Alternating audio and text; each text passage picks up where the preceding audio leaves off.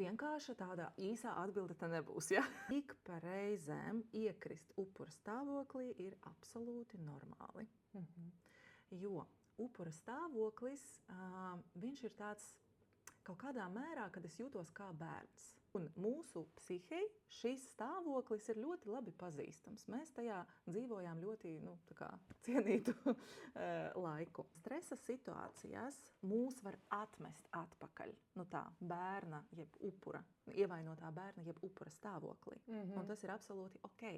Kas nav ok, kad mēs tajā iestrēgstam. Visbiežāk cilvēki neapzinās, jo tās ir iemācītās stratēģijas, kuras vienkārši ar mums ir klātesošas arī pieaugušo dzīvē.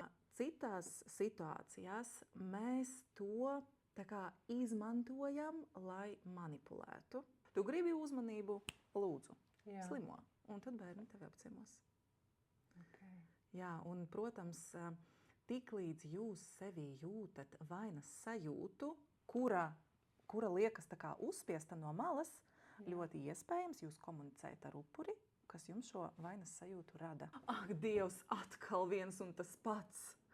Tad ļoti iespējams tā ir situācija, kurā tu atrodies tajā bezspēcīgajā lomā. Atslēga ir mēģināt, jo vairāk mēģinājumu, jo lielāka iespējamība, ka kāds no tiem būs veiksmīgs.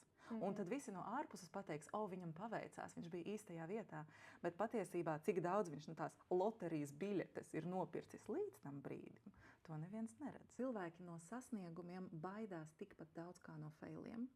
Kad klienti pie manis atnāk, es mēdzu teikt, aizmirstiet visu, ko jūs par sevi zināt.